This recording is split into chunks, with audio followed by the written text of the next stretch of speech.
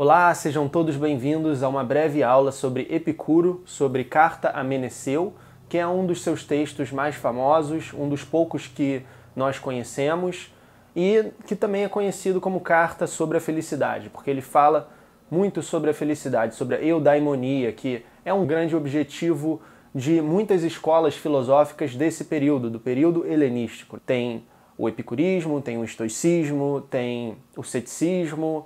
Todas elas vão estar voltadas para a ética. Se você tiver interesse, assista aos meus vídeos sobre o estoicismo, sobre o ceticismo. De acordo com Epicuro, a eudaimonia poderia ser alcançada por meio de uma vida moderada, por uma vida embasada na amizade e no conhecimento, com as coisas simples. Ele tem uma famosa ideia do tetrafármacon, do quádruplo remédio, que são 4 máximas que sintetizam os seus principais ensinamentos. São eles: não há por que temer os deuses, a morte nada pode contra nós, o bem é fácil de alcançar, o sofrimento é fácil de suportar. Vamos então entrar na obra, que é bem curtinha e era apenas uma carta de Epicuro a um amigo, Meneceu, que se tornou uma das mais importantes obras filosóficas da antiguidade e uma das obras mais reveladoras sobre o epicurismo. Nessa edição aqui da Penguin, a gente tem não só Carta a Meneceu, mas também as outras cartas de Epicuro, os outros textos dele,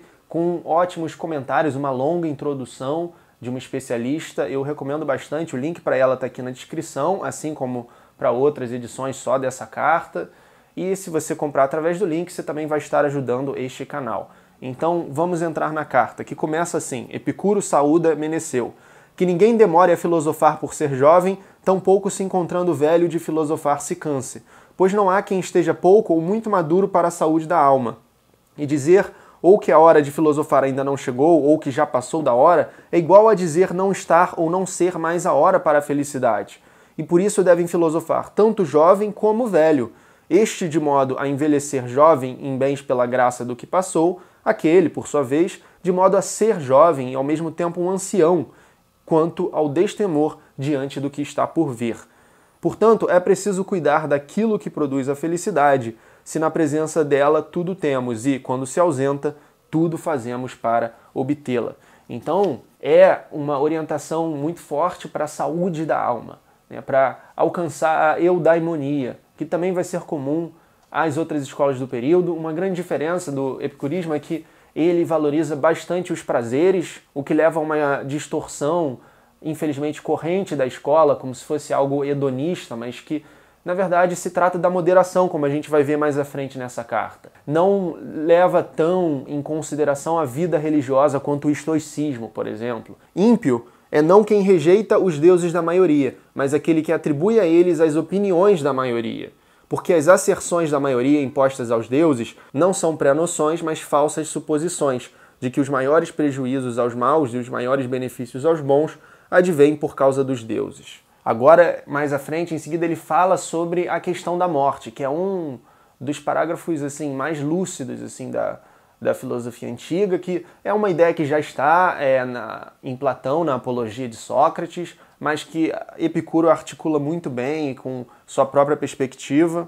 Habitua-te a considerar que a morte nada é para nós, já que todo bem e mal consiste em uma sensação. Ora, a morte é privação de sensação. Donde um correto conhecimento de que a morte nada é para nós faz da vida mortal algo apreciável. Então, tudo que a gente conhece como bom, ruim, bem e mal, são desse mundo de sensações que a gente experimenta e vivencia. A morte é a privação desse experimentar, desse vivenciar. Então, a gente não pode dizer que ela é boa ou ruim. Não por adicionar tempo infinito, e sim por suprimir o anseio de imortalidade. Pois nada há de terrível na vida para quem compreendeu que nada existe de terrível no não viver. Então, compreendendo isso, que a morte não é nada para nós, a gente ameniza, talvez até suprima o nosso tão marcante desespero mortal, né? De modo que tolo é quem diz temer a morte, não porque afligirá estando presente, mas porque aflige por antecipação. Portanto, o mais aterrador de todos os males, a morte, nada é para nós se, justamente quando existimos nós, a morte não está presente. E quando a morte se apresenta, nós então é que não existimos. E nada é, portanto, nem para os vivos, tampouco para os mortos, se justamente para aqueles ela não é, e estes, por sua vez, não são. No entanto, a maioria ora foge da morte como o maior dos males, ora a toma para si como um descanso dos males da vida. O sábio, por sua vez, nem desdenha o viver, nem teme o não viver, porque para ele nem o viver preocupa, nem acredita ser um mal o não viver. E, assim como não escolhe absolutamente a comida mais abundante, e sim a agradável, do mesmo modo desfruta o tempo agradável, e não o mais longo. Isso tem a ver também com o que a gente estava falando sobre a moderação, as coisas simples. E é simplório quem recomenda ao jovem viver bem e ao velho terminar bem, não apenas pela boa acolhida da vida, mas ainda por ser um e o mesmo cuidado de viver bem e de morrer bem. As duas coisas são uma só. Então não faz sentido você olhar para elas como conselhos diferentes, né? Muito pior, enfim, é aquele que diz: bom seria nem ter nascido, e uma vez nascido, transpor as portas do Hades o mais rápido possível. Isso é um combate epicurista ao niilismo, né? Digamos assim, niilismo como uma noção moderna, mas que a gente pode entender como uma tendência do comportamento humano a negar a existência. Pois se está deveras convencido daquilo que fala, como ainda não deixou a vida? E isso, contudo, é algo em seu poder, se é que está, de fato, firmemente decidido. Mas, se está de brincadeira, é frívolo em coisas que não o admitem. Deve-se lembrar de que o futuro nem é de todo nosso, nem de todo não nosso, a fim de que não o esperemos como algo que será, nem como algo que não será. Então tem coisas que estão no nosso controle, tem coisas que não estão.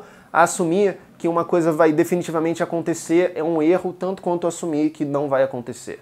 Ele fala também da questão dos desejos, que existem desejos necessários e desejos que são desnecessários. A observação firme desses desejos permite conduzir toda escolha e toda recusa para a saúde do corpo e para a tranquilidade, a ataraxia, né, da alma, já que este é o fim de uma vida bem-aventurada, porque em favor disso tudo fazemos, a fim de não termos nem dor nem temor.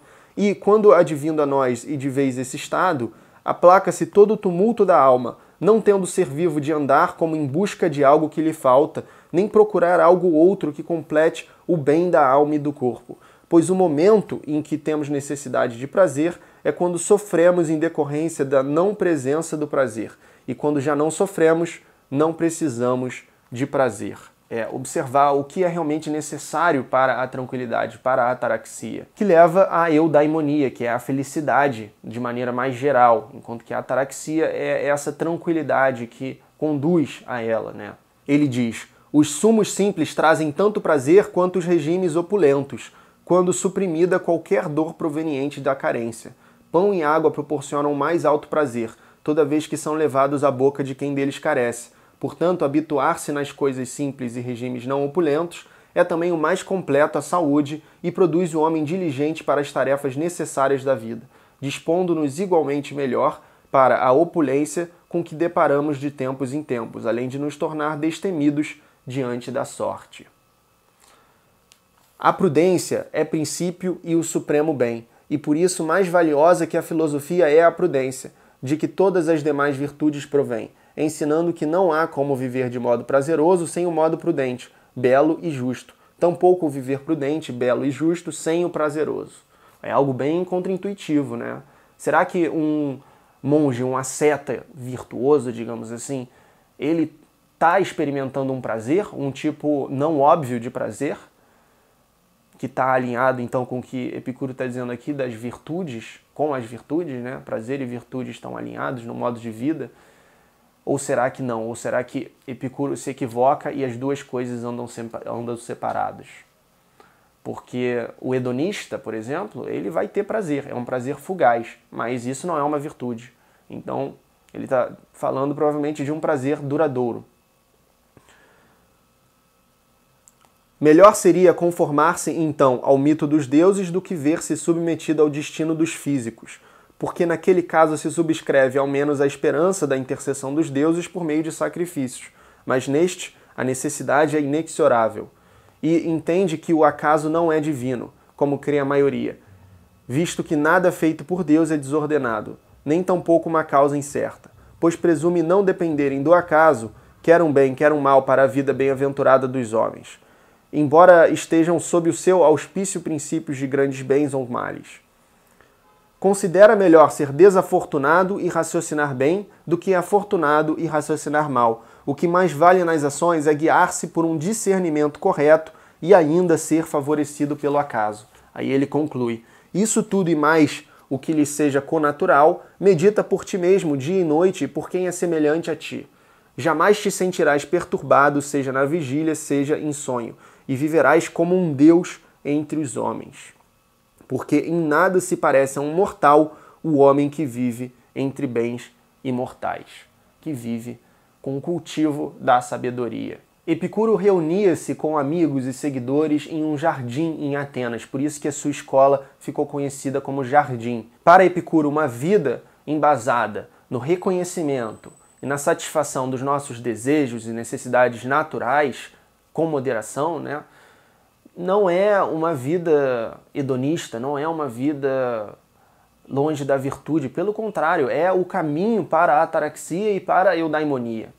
E isso não significa que ele seja hedonista, significa que ele reconhece as necessidades humanas, como a amizade, como as nossas necessidades físicas, biológicas. Ele vai ser resgatado na cultura do Renascimento, que vai propor um humanismo alternativo, diferente do pensamento do Aristóteles, que era muito influente até então.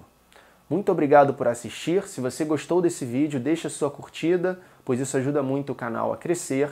E, com dúvidas e comentários, não deixe de escrever aqui embaixo. Muito obrigado, até a próxima!